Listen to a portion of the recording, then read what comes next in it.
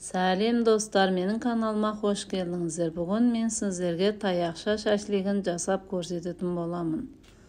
Маған мына жерде керекті тартылған етімізді ыдысымызға саламыз да, үстіне кептірілген нанымызды салып, және де дәмдеуіштерді саламыз. Барлығын грамын описанияға қалдырып кететін боламын. Мына жерде қара бұрыш, приправа, паприка, тұз, барлығын жақсылап араластырып аламыз.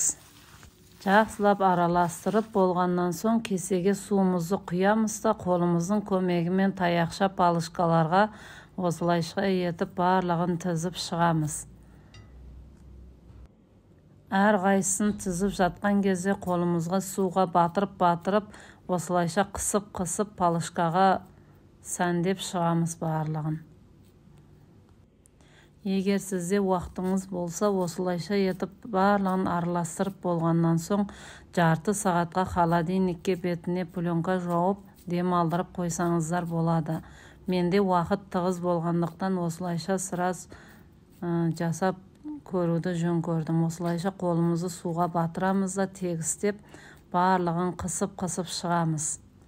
Сол кезде бір-бірінен ажырамай әдемі болып жабысып шығады.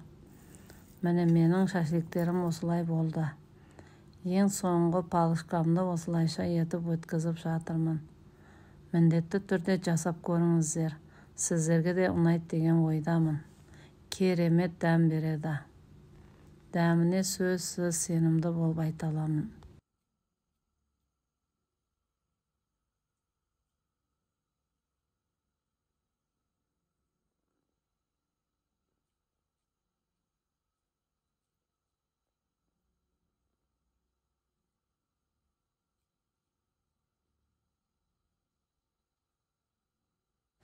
Осылайша барлығын тізіп болғаннан соң пешкамыздың тапасын алып үстіне қағазымызды төсеп, осылайша 2 дана палышкамызды алып қоямыз да үстіне бүкіл шашликтерімізді теріп шығамыз. Менде 2 пешка болып шықты. Осыны бір тегіс теріп шығамыз. Бұны духовкада пісіріп аламыз. Духовкаға 5-10 минутқа қойып, 200 градустағы ыстық пешкамызға салып, 10-15 минутқа жақсылап қызартып аламыз бұны. Міне менің пешкам қызып тұр. Осылайша етіп саламыз. Ал енді менде морозильникте қатып тұрған болгар бұрыштарын осылайша ұзыншақ етіп турап аламыз.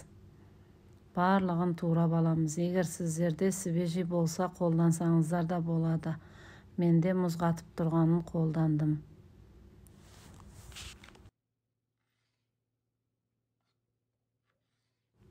Тапамызға майды құямыз да болгар бұрыштарын салып, жақсылап бір қызарғанша қуырып аламыз.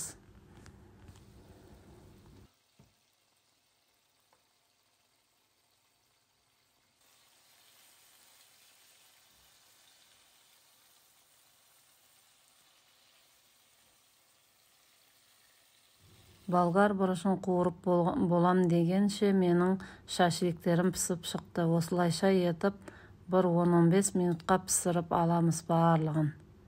Осыларды енді бір ыдысымызға босатып аламыз.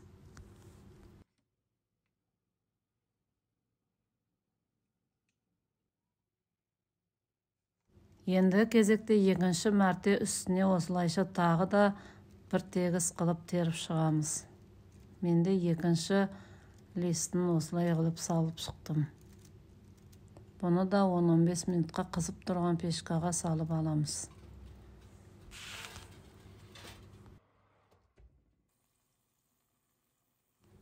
Қызарған болгар бұрыштарын осылайша ыдысқа бөлек салып аламыз да, қалған майдың үстіне жаңағы шашликтерімізді бір аунатып аламыз. Жақсылап бір аунатып, қызарғанша бір аунатып аламыз осылайша.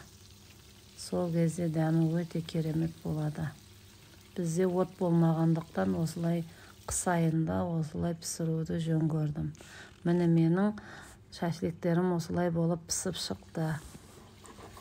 Екінші мәрте екінші салмамызды осылайша етіп салып алып, бір жақсылап қозғап, Екінші листімда осылай болып қуырылып шықты. Ендігі кезекте барлығын жинақтаймыз. Менде мына жерде жапырағымызды ыдысымызға қоямыз да үстіне ақ күріш гарнерге ақ күріш қолдандым.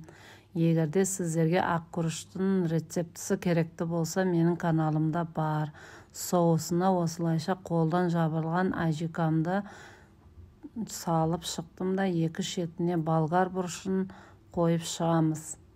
Міне осылайша етіп барлығын қойып, үстіне таяқша шашликтерімізді да қойып шығамыз. Өте керемет дәмі. Жасап көріңіздер, сіздерге де ұнайды деген ойдамын. Отбасыларыңызды осылайша етіп қуантсаңыздар болады. Жанына аз ғана айран құйып, үстіне укропымызды себеміз.